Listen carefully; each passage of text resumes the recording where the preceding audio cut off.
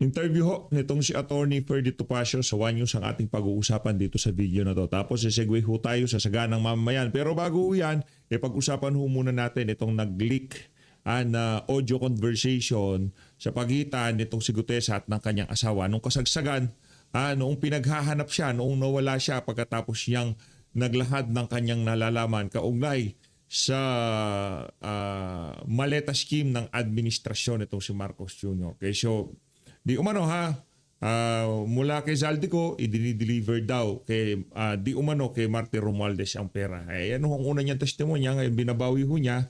Ang matindi dito, wala na siyang kaso, may maleta pa siya. Palakpakan. Maleta, ibig sabihin, kasi nawala siya Di umano kinulong siya, di ba? Tinakot siya, pinahirapan siya, kaya yung maletang dala-dala niya ay yung mga marumi niyang damit pauwi sa kanyang bahay. Siya like at subscribe. Masaya na ho tayo dyan sa magsusumal sa ating community. Yung join button nandyan lang ho sa baba. Pakinggan ho natin itong mga kababayan. Ito na si Master Sergeant Orly Gutesa. Pon, lumilipat ba? Hello? Alam mo na. Naanto ka na? Matulog ka na? Ano yan? Nandiyan ka sa kwarto? Ha? May na po. Nakasakit ang boses. Nagingi. Tumawag si kuya. Kinukumusta ka? Ulitin mo daw yung sinabi mo kanina na yung binibidyoan ka para may record. May record kami, i-record namin. Han? Yung tungkol dun sa affidavit na sino ba may gawa nun? Ikaw o sila? Sila. Ina-record daw lang. Sabi-sabihin? O, sabihin mo ko lang ano nangyari doon para may record namin. Yun nga, binidyoan ako ng nakaraang araw. Tapos pinasa ko yung statement na may mga sinigit sila na hindi naman totoo. Na hindi na si Marcolita pati si Defensor. Na sinabi nila doon sa statement na pinanakuhaan ako ng pera, babayaran ako. At sinabi pa doon na hindi kasi wala akong alam doon sa delivery doon sa bahay ni Romualdez. Yun lang nakalagay doon na ayaw mo dapat normal. Wala na ho akong sasabihin dyan. Di na ako sisegue dyan. Kasi si Master Sergeant Orly Gutesa naman na nagsasalita dyan.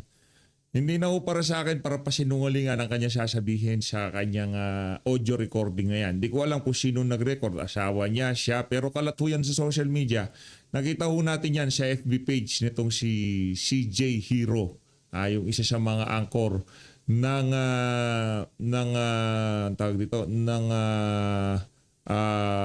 Peanut Gallery Network. Hindi naman ako gumawa ng statement na yun. Sila naman.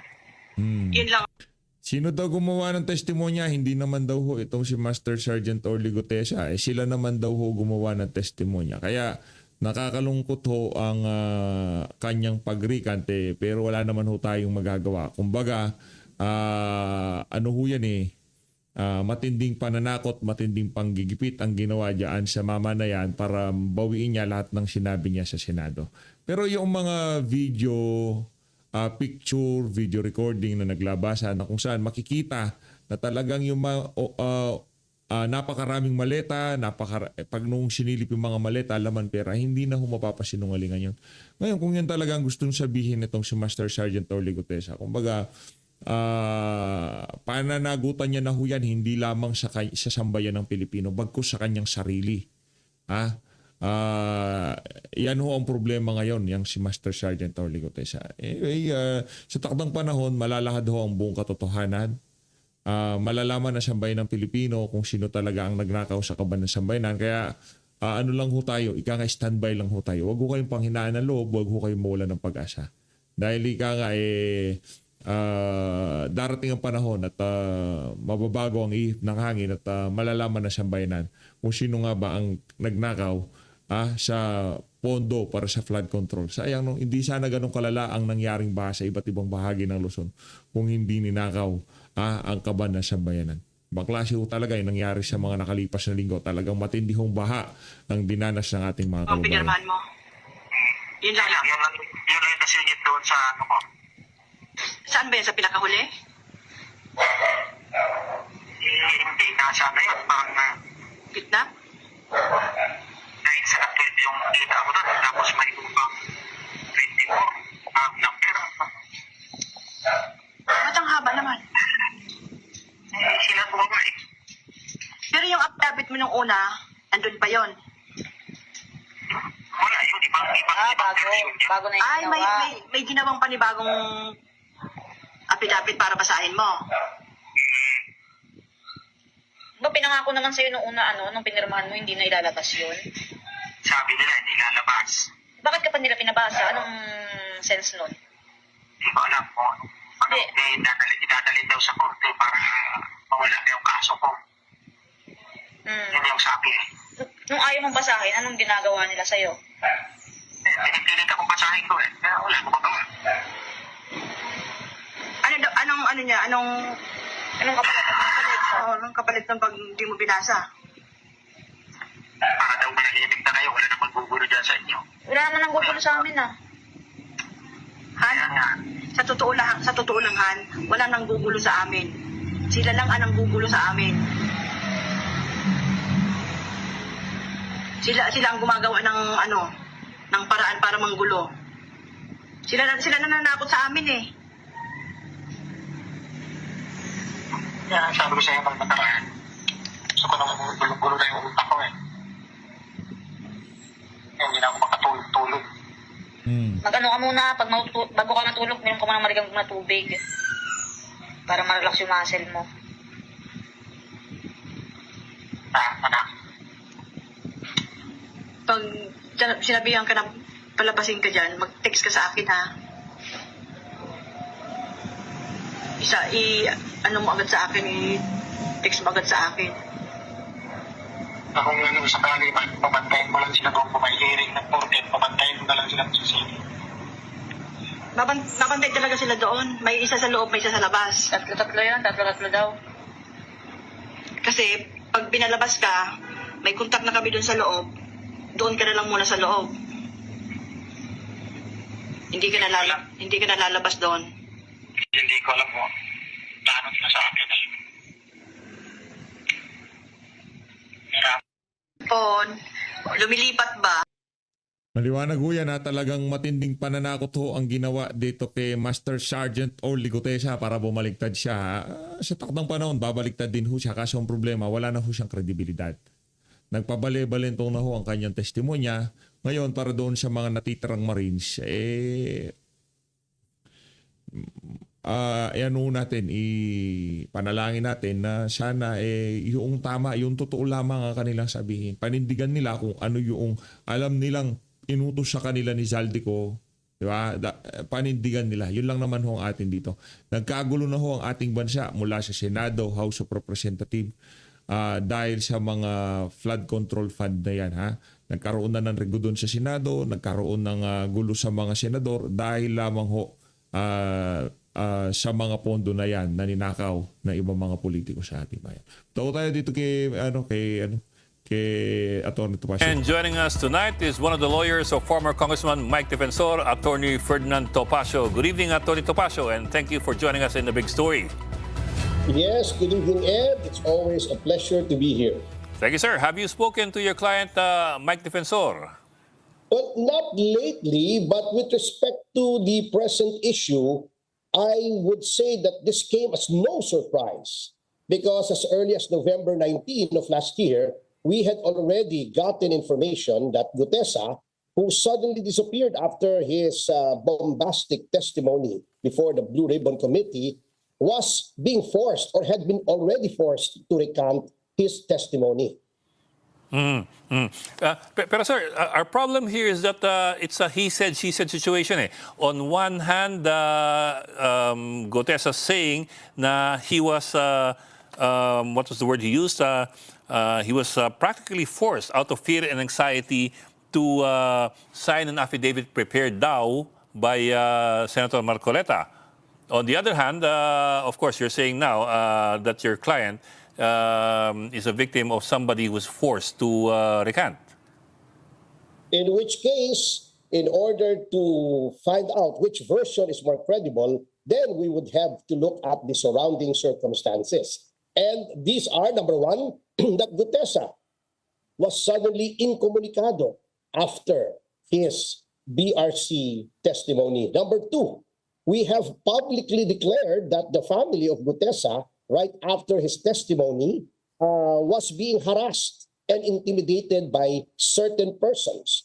Number three, we can see that there is a pattern on the part of the administration to intimidate and harass whistleblowers by imprisoning Senator Marcoleta and former Representative Mike Defensor, which has the effect of demoralizing the whistleblowers. So, under the circumstances and considering that there is a principle of law, that he who is the author of an act stands to benefit from that act, is presumed to be the author of that act, then we can clearly presume that it is the people who are being pointed to as recipients of billions of pesos in maleta money who may be behind the pressure on the part of Sergeant Gutesa to recant.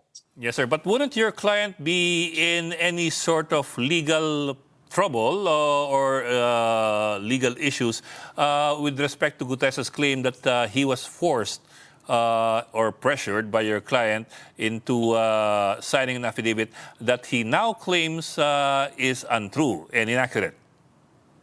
That is exactly what the government wants to happen. This has been the pattern, as I have said. You can see that aside from the plunder case, which is totally ludicrous to begin with, considering that it involves no public funds and it is a campaign contribution, there are also cases for libel, cyber libel, even human trafficking against Mike Defensor.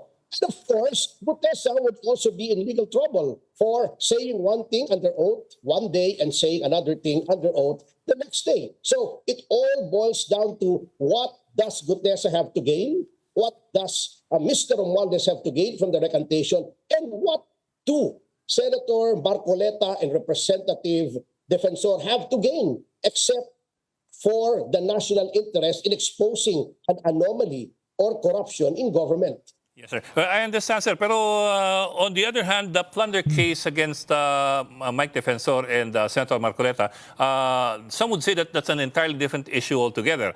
And to your point po, that it involves no public funds, the plunder law provides for the violation of plunder with public funds and with private funds as well. Oh, I will not argue the point. Because it is sub judice. All that I'm saying is that it is also acceptable in law that there can be established a pattern of certain acts. And we can see that there is already a pattern on the part of the administration to harass its critics, which is very sad because instead of concentrating on people who have been pointed to as having received billions in kickbacks, they are going after the whistleblowers. Remember, Sir Ed, the fact remains that it has been established even by the president in his mahiyahan naman kayo speech that billions have been stolen. Now, who stole them? They could not have vanished out into thin air. So what the government should be doing is unearthing who have been plundering public funds with respect to the flood control scandal. And instead of putting pressure to bear on the whistleblowers, they should be hearing them out. And so we can see that it is a saddening development in our country and it is a deterrent to future whistleblowers. But sir, at the very least, was there really a meeting in a Japanese restaurant the day before the Blue Ribbon Committee hearing?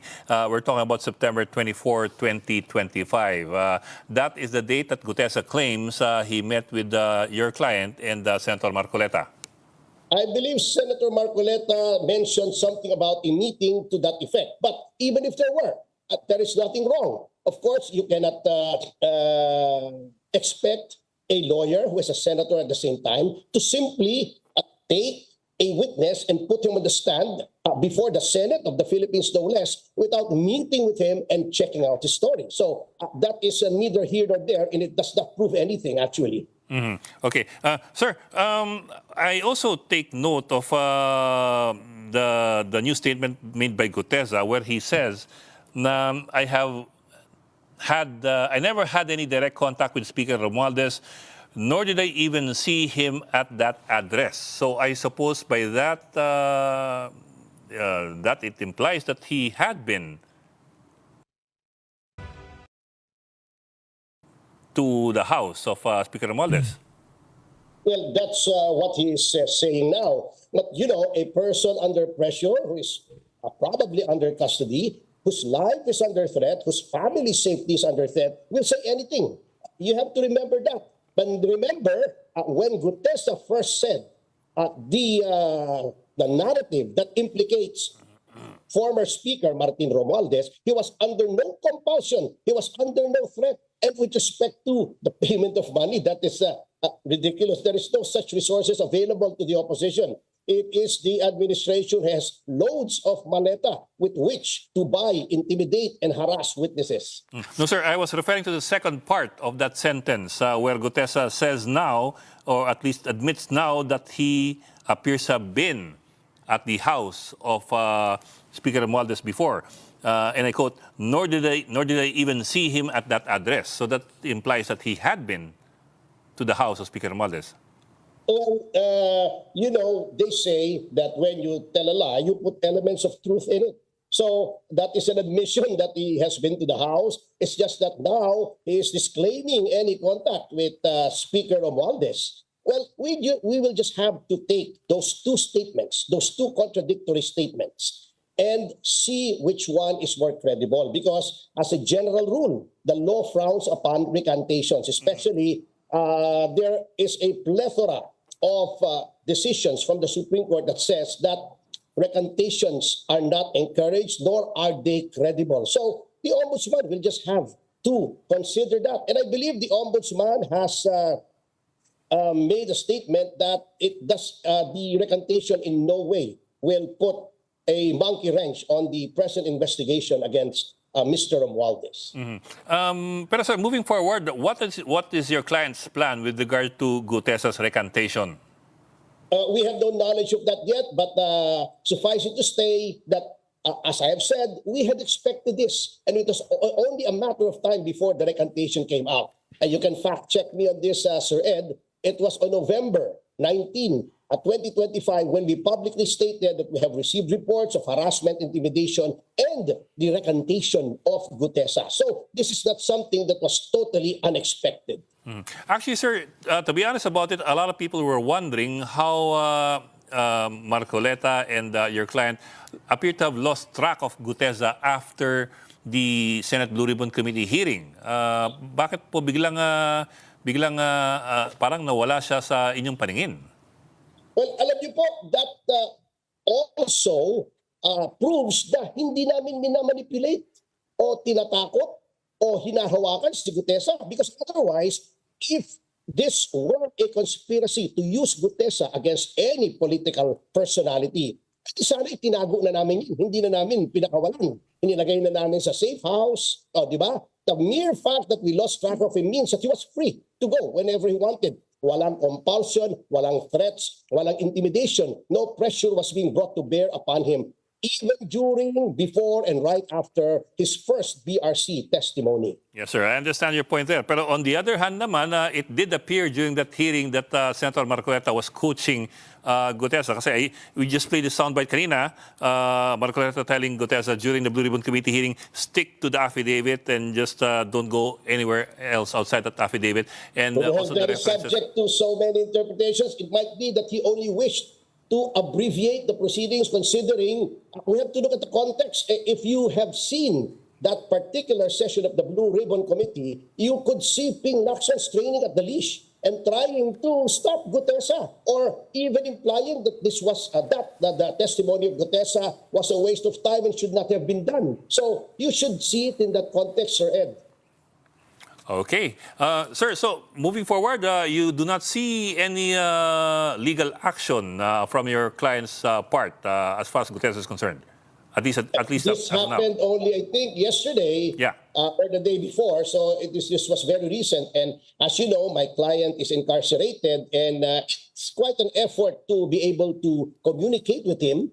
You have seen how he was treated by the police. He just wanted to speak to the media, and yet he was bodily restrained, causing him physical pain. So, well, consult with him and get guidance from him as to what our next action will be on this particular matter. Okay, sir. We will follow up with you on that point. Maraming salamat for joining the big story, Attorney Yes, Ferdinand Topacio. it's always a pleasure and an honor, sir. Yo, galing talaga ni Atty. Ferdy. Di pa to tayo dito, kaya siya ganang mamayan.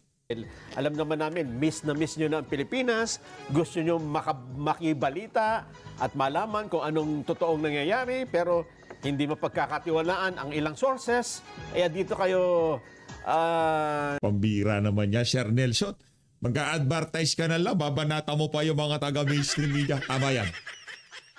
Kung naghahanap po kayo na mapagkakatiwalaan, nandiyan ang SMNI at Net25. Siyempre, kung nakasubscribe kayo dyan sa Dalon Network na yan, huwag niyo kong kalimutan sa PH Update, ha? Okay, kalimutan niyo na yung dalawa, wag lang ako. joke lang.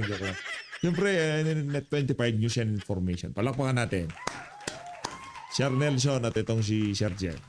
nagtsatsaga. Yan. Kahit na madaling araw, kahit na hating gabi, para lang makibalita. Lagi po kayong welcome Yan. sa Saganang Mamamayan. Oy, parami ng paramihan mga nasa ibayong dagat, Nelson, ha? At salamat naman ng marami doon sa ating mga kuya na talagang ikinakampanya sa lahat ng ating mga kabarangay. Ito ang ating mga palatuntunan sa Net25, lalo sa online. Nelson. Yun. Yan. Oo, Mamaya oo. isa-isahin natin yan, lalo sa may bahagi ng Southern Ontario, sa France, Canada, Australia, Yan, oh. Amerika, lalo Yan. na. No? Nako, talaga naman. Oh. Napakadaming nating kababayan. Sabi nila, dyan ma-acknowledge nyo lang kami.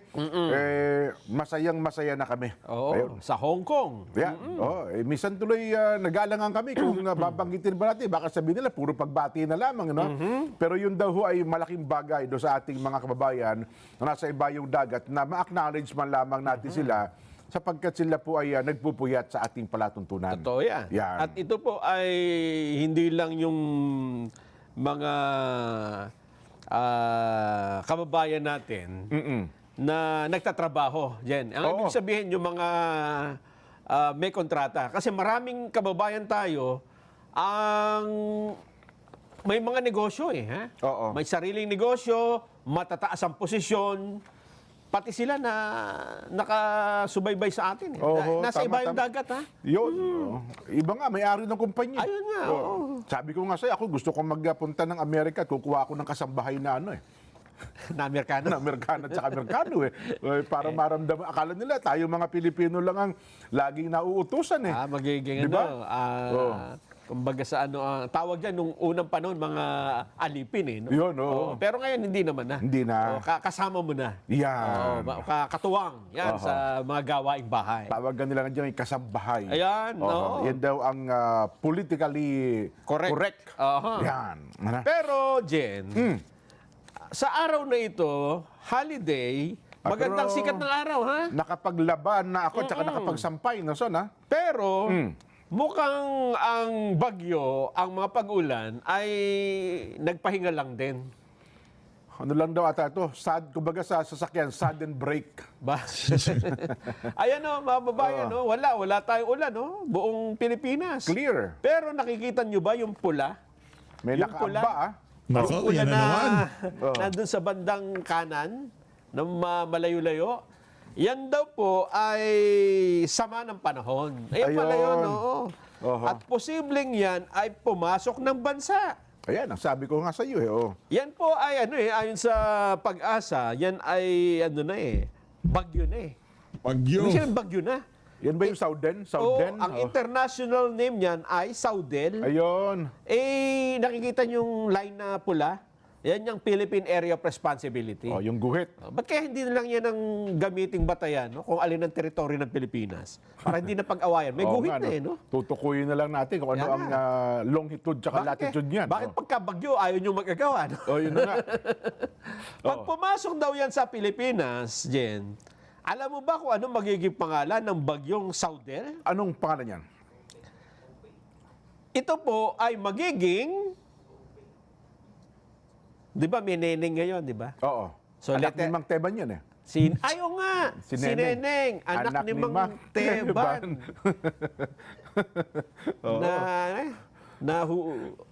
Hinuli ng mga tulisan, di ba? Hindi ko alam. Basta yun lang alam ko. Neneng, anak ni Mang Teban. Ang kasunod dyan ay letter O. Ayun. Ayan. Alam mo ba kung anong O ang pangalan? Anong pangalan yan? Obet. Obet. Oo. Kala ko Odel. Ba't di na lang Ortega? Ito naman mga sisero. Ortega na lang. Kung di Kasi ako O kaya ano ba bang O dyan sa House of Representatives? Dapat yung mga bagyo ngayon, pangalan ng mga congressman. Ortega. Ano ba? Odel. Saudel at saka Odel. Di ba? Parang Obet. Tama, Obet yan. Teka lang nga, titin ako, baka magkamali eh, ha? Sure. Sigurado Neneng. ako. Obet nga, Obet. Obet. Matindi pala yung bagyong Obet dyan. Kilala ko yan. Tsaka... Kasi pagka dumaan daw sa kabundukan yan, posibleng makalbo ang mga kabundukan. Akala ko palilipatin ng bundok eh, no ha? Ay, hindi Sobrang antindi, malakas. Matindi, oo. Malaki, oh. Pero sana nga ay hindi masyado na magkaroon ng epekto ito dahil hanggang ngayon naman ay malayo pa. So hindi pa nila matansya kung ano mangyayari habang lumalapit siya. Yan ba biglang matutunaw, biglang mawawala, biglang magbabago ng direksyon, o biglang lalakas. Kaya nga ang forecast nila, Nelson, ay early next week, balik tayo doon sa masamang lagay ng panahon daw. Ayun nga. Yun ang Oo. mangyayari. Ang problema dyan, ngayon pa lamang, ang dami ng sakit na kaugnay ng mga ulan-ulat at baha-baha Yan. ang naitatala. Yan yung mga batang nagtatampisaw, tuwang-tuwa, na nag-dive, talagang hindi mo malaman, hindi mo mailarawan ang kasiyahan nila. Ngayon, ang... anyway, isa pa, report pa raw, Nelson. Ito po naman ay kaugnay ng pag-atras, pagbaligtad o kung ano-ano pang tawag ni Orly Gutesa sa kanyang naunang mga sinumpaan. Ang sabi ng ombudsman, expected na yan eh. Ha? Ganon. Expected na, pero meron pa kaming ibang testigo. Report mula kay TJ Mendoza. TJ! May testigo ang ombudsman ng mga bago. Kasi doon sa bagong press con dyan, sinabi mga uniform na eh. Active ba? Active. Active, oo, uniform oo, personnel? active yung mga testigo, ha? Ganon. Laban kay Speaker. Tama, di ba, TJ? Tama, no? Jen and Nelson, yun yung binigay nila sa ating bayag na meron pang 28 na mga active personnel, uniformed personnel, ang handa raw magbigay ng testigo at mag-corroborate ng mga ebidensya laban nga kay Nako, yari si ano dito. Ang problema dyan, ang sabi naman ng abogado ni Speaker, meron din silang testigo, mga 20 rin yata eh. Ha? Na mga, 20 testigo naman. mga driver naman dati ni Saltico. So parang lumalabas ni Jen, parang paramihan na testigo ito. Tama, no?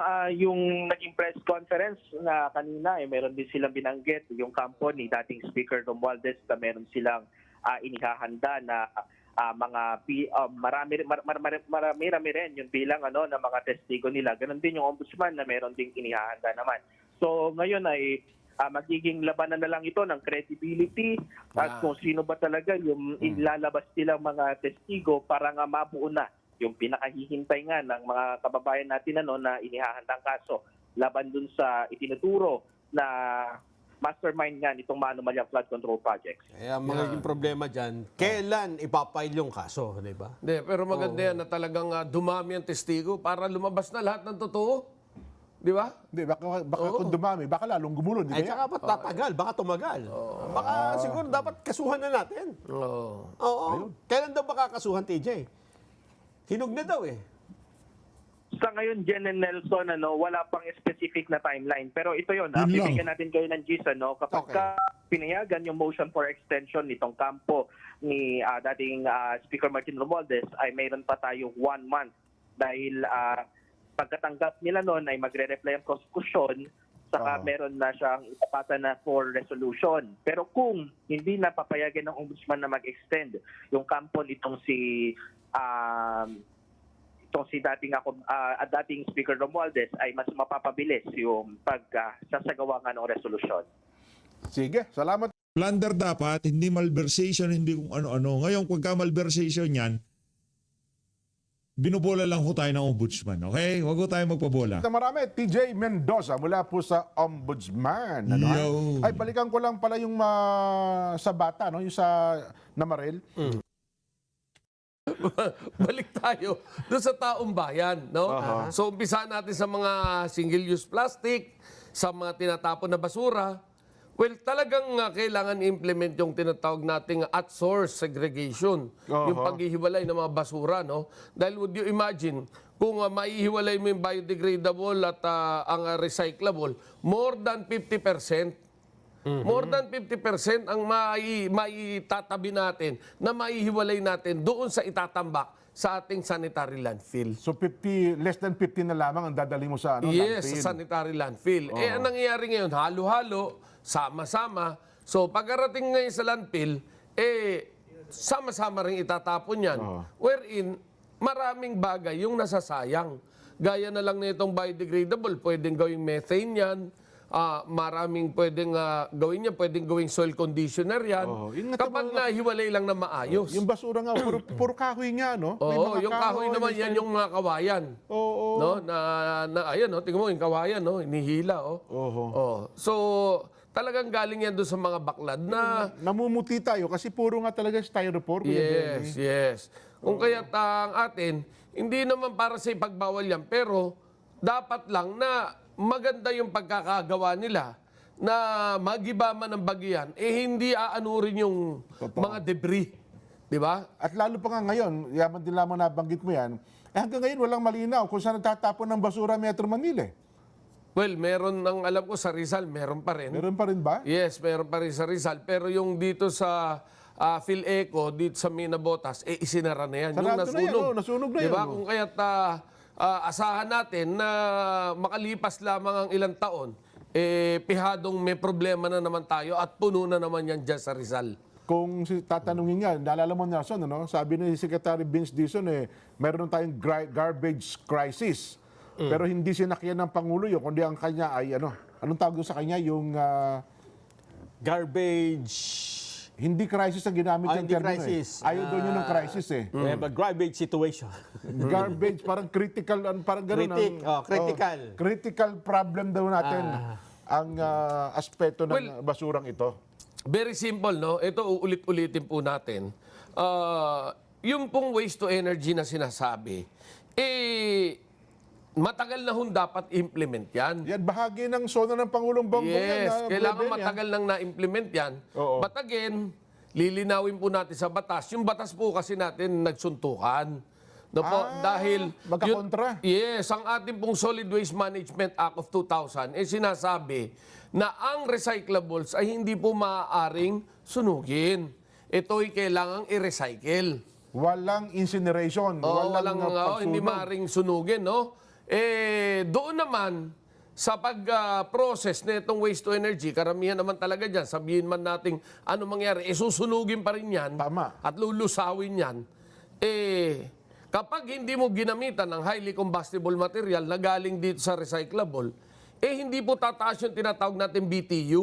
Yung BTU, yan po yung temperatura ng pag-init na 800 po pataas para mawala o bumaba ng todo yung dioxin furans na nagsasabing pollution. No? So may technical problem pala Yes. dito. Ngayon, kung wala kang highly combustible material, paano mo marireach yung temperatura na yon? At paano mo masasabing safe yung emission? So, if it is not safe, na-violate mo naman yung Clean Air Act. Ayun. So dapat magkaroon, mag-synergize, magtagni yung dalawang... Hindi, ang kailangan lang very simple ilagay sa batas na yung proseso ng waste to energy, recycling din. Na yung basura, ni-recycle mo at ginawa mo energy. Hindi ba pwedeng gawin yan? Sabihin, talaga namang part ng recycling yun, di ba? Basura, ni-recycle mo, ginawa mo siyang Energy. waste to energy. Yes. Hindi ho ganun ang paliwanag dahil marami pong mga matatalinong makakaliwa na nagsasabing hindi maaari yan. Mali yun. Oo. Ngayon naman po, yung tungkol naman po sa sinasabing standard ng dioxin and furans, sinasabi po natin, ang kinatatakutan po ng bansa sa kasalukuyan ay bakit po ipinipilit ang waste to energy sa Pilipinas? Oo nga naman. Napakarami pong waste to energy na makina sa abroad na second hand na po.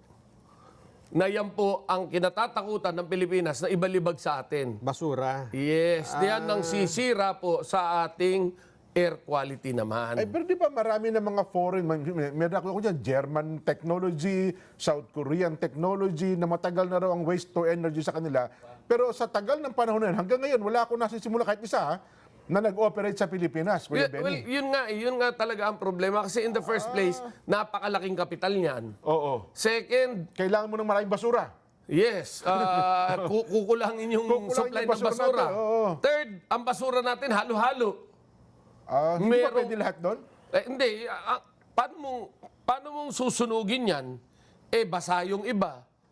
Di ba? So, kailangan talaga ma-implement natin yung proper So hindi ganun segregation. kadalig sabihin sa implementasyon pala itong waste to Yes, energy yes. na ito. Dapat And- unahin mo muna yung Yung garbage collection na tama. Hindi, yung pinaka-grassroots level, which is yung at source Yun segregation, yung sa bahay pa lang.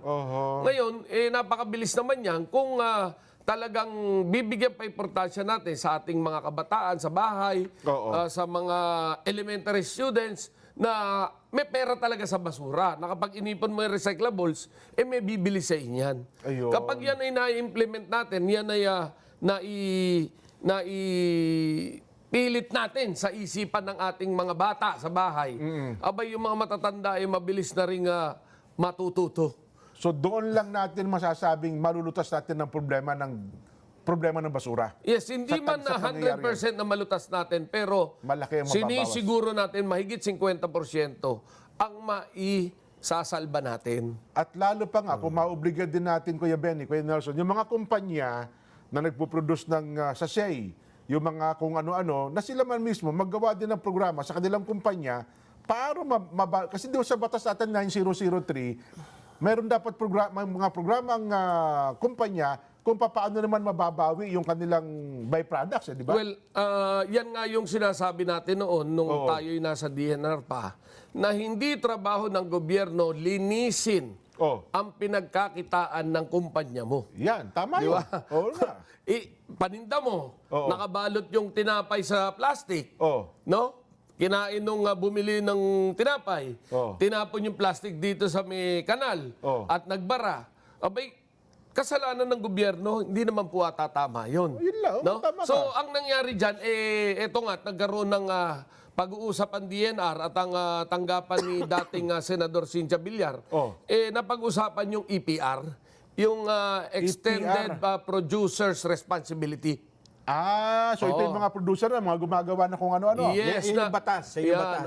EPR ang tawag. EPR ngayon. Let's say ang binenta mo, Shampoo, chichirya. shampoo, mga na ganyan. ang packaging material na ginamit mo, Sachet. 1 million ang halaga. Nung at ilang kilo yan. Part of it, let's say, etong taong to, 10% ng pera na kikitain mo sa kumpanya mo, kailangan ibili mo ng basura. Na pinroduce mo. Na pinroduce mo. Hindi lang pinroduce mo, kundi, let's say, residual yung sayo. Bibili ka ng residual na halagang 100,000, 10% ng 1 million. Ng 1 million, ang gano'n. Di bibili ka ng ganoon, magkakaroon ka ngayon ng tinatawag na credit certificate galing dito sa mga nag-iipon ng basura na yan. Ayun. Para lang masiguro na yung ibinenta mo, may responsibilidad ka pa rin na kunin yung mga basurang nagawa mo. Ba't parang hindi na-implement ngayon yan? Walang Walang mga kumpanya, mga manufacturing company, wala namang Ganda yan. ngayon yan. Hindi pa natin alam kung talagang tuluyang naipasay ang batas na yan. Pero naging napakaganda Meron yun nga, yan. binasa natin noong nakaraan, di ba? So, since naging batas yan, pero Implementasyon ng problema. yung implementasyon, kasi lagi po natin tatandaan na ang buhay ho ng mga politiko sa Pilipinas, nakasalalay sa boto ng tao. At sa boto ng tao, nakasalalay naman po yung boto ng tao doon naman sa financier na gumagastos para din sa mga botante. No? At yung mga pinanser na yan yung mga number 1 na polluter. Naku po. No? Kaya yun yung Ang malaking... sumatatal, hindi ba susolusyonan niya? Kuya Yes, Benny? kung kaya't kailangan talagang merong kumilos dito. No? Once and for all. Political will yan. Na Kuya Ben. political will na talaga yan. No? So, panawagan natin halimbawa sa Nestle Philippines, Yes. Procter & Gamble. Actually, meron naman silang mga... Diba? Gumagalaw naman sila, no? But, Oh. again, masasabi natin, it's not enough. Yung kanilang corporate, di ba, tawag doon, corporate social responsibilities, Yes, di yung ba? CSR nila. Yes. Ayun pala eh, di ibig sabihin, abay, dapat siguro, wala bang sa ngayon ng gobyerno, Kuya Benny, na lahat ng kumpanya na kayo may halika kayo, tingnan nga natin ano nang ginawa nyo. Yeah, yung parang tinitingnan yung Actually, listahan. merong ganyan. Meron ba Yung yan? EMB ng DNR. Ay, Environmental Management Bureau. Yes, but of course, sa ngayon kasi nagkakaroon ng kumbaga kiskisan. Ito na naman, no? Oh. Problema na naman. Tayo pinoproblema natin yung basura. Ang pinoproblema naman ng DTI, Oo. kung paano naman mapapalakas yung negosyo. Dahil problemado ngayon ang bansa, di ba? Ito, malaking Baon tayo sa utang. kuryente mo, tao mo, labor Yes. force, etc. Tumaas ang kuryente, tumaas ang krudo, lahat tumaas, no? Tapos papatawad mo pa na itong problema naman sa basura na babayaran nila. Abay, ang tingin ng tao rito, dagdag pasakit. Dagdag. Nako, ganun ba? Oo, dagdag pasakit sa taong bayan. Dahil nga naman, sino ba magbabayad yan? Eh di yung mga bibili rin. Oo, tama naman. Okay, so these are the things na sinasabi natin na yung cycle, talaga nga namang napaka-masalimuot at napakasakit sa ulo. Nako. Ito pala ang Kuya Benny, ako enlightening yung pinaliwanag mo yan sa akin, at sana yung ating mga kababayan naliwanagan din, Kasi tama na siya, kumpleto na sa batas eh. Implementasyon na lang ang kulang eh. So kung meron tayo palang ahensya ng gobyerno, ikaw nga URC, ikaw nga Procter & Gamble, ikaw nga Nestle, ganito. Anong ginawa nyo para makakuha ng residual waste ba tawag doon? Yung residual. Gaya nung sa shampoo, di ba? Yung sachet. Yung sachet. Residual yun eh. Tsaka Kaya yung mo plastic tinatawag pala na residual yun kasi yung plastic tsaka yung aluminum, pinagdikit mo eh. Kaya hindi na pwedeng gawing recyclable yan. Ayun, ganun so, pala. pwera na lang yung, di ba, yung PET bottle naman. Yung PET yan. bottle, pwedeng i-recycle yan dahil purong plastic siya. Oo nga pala, no? Oo, So kaya kung nakita mo, halimbawa, yung sesto, hindi, ano yan? residual yun. Residual yun. Oo, kasi may plastic na yun, meron pang aluminum, kaya't hindi maaaring i-recycle yun. Pero pwede mo siyang gawin pagtatay-tayin, gawin mong bag. Gagawin bag, mga Pero bayong. ikaw, payag ka, pasok ka sa opisina, dala-dala mo sesto yung bag mo. Sige nga. Di ba? So, ito yung mga problema. Palengke siguro, mga pamamalengke. Oo, hindi, pamamalengke, hindi rin ubra dahil Ganun ba? oo, talagang napakahirap. Napakasalimuot. Pero, again, kung hindi po ito pagtutuunan talaga ng pansin, Oo. hindi po magiging matagumpay. Kaya pala nilagay ka ni Secretary Roy Simato na pambansang basurero kasi kinabisa mo pala yan, Kuya Benny, no? Oy, talagang yun ang binigay sa atin trabaho. Kung kaya pinagbuti natin. No? But again, 6 years is not enough, no? Okay, Tayo, bumalik naka-4 na na ngayon. taon tayo. Bumalik na yung Yeah. basura doon sa anong creek yun? Redemptorist Creek ba tawag nila doon? Yung sa may Parañaque. Sa Parañaque. Asyana, oo. Sa may tapat ng Baklaran, di ba? So, etong sitwasyon na to, at ganyan nangyayari, siguro naman, umaksyon na ang local government Yun. na kausapin yung mga magtatahong dyan, yung mga magbabaklad, na baka naman. Ayun. Baka Diba? naman, Tsaka oo. yung lahat ng kumpanya dito sa Metro Manila, gumawa na sila ng kanilang, siguro, pinalakas na kampanya para dito sa mga residual waste na ito. Well, Diba? nakita natin na ngayon lang nangyari uli ang basurang yan. Dati kasi, kaya yung basura umaabot hanggang dito sa may American Embassy. Ayan, nangyari yan. Kaya umaabot dyan at umaabot pa sa Roas Boulevard pag umalon. Oo. Meron kasing illegal dump site dito sa Cavite City. Pinasara na yan nasa tabi mismo ng dagat. Oo, no? tama. Napuntahan ko yan eh. So Oo. pinasara po ng inyong lingkod yan Oo. na ang mayor naman po, kumilos kaagad at ginawa po itong park.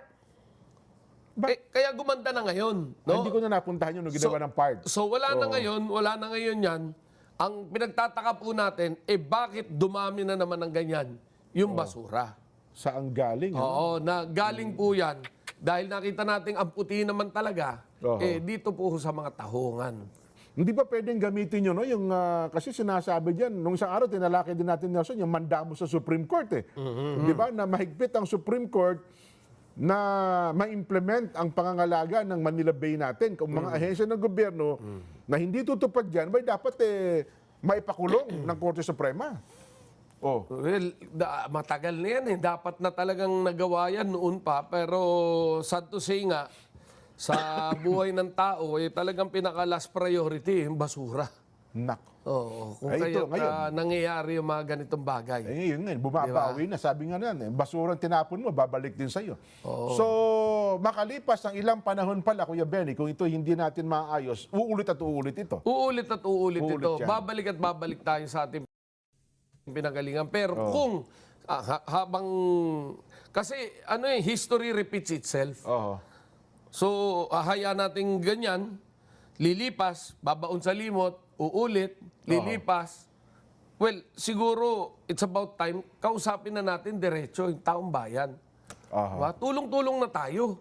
Gaya nung nangyari nung nakaraang administrasyon na talaga nga ng mga, yung whole government approach. Yan. Would you imagine, ha? At nagpakita ng halimbawa talaga gobyerno. Yes, di ba? DNR, DILG, DOT, DPWH, lahat sabay-sabay kumilos para solusyonan yung Manila Bay issue na yan. Pero doon sa binasa mong batas, Nelson, lead agency ay ang DNR ang lead yes. agency dito sa problemang ito. Ito yung basura nakikita natin, ha? Iba pa yung basurang wastewater, ha? Yung hindi natin nakikita. Iba pa yun. Yan, muntik malapit na rin po sa mabog yan. Di ba? At Kumbaga, ang nangyayari kasi sa atin sa problema ngayon sa basura is habang hindi sumasabog, hindi natin pinapansin. Hindi na-aksyonan. Kasi ito, kitang-kita mo yung basura, tuni-tunilada eh. Sa huling bilang, ilang tunilada na yung nahakot doon sa basura na yon. Ang tindi. Ay, nako. Dati nung dyan sa may US Embassy, Oo. nung panahon pa nung mga 3-4 na, mga 2 dekadang nakalipas,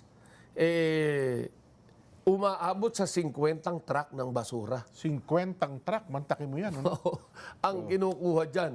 O sabihin mo na lang sa kada isang truck, 2 tonelada na lang. Di 100 tonelada yan.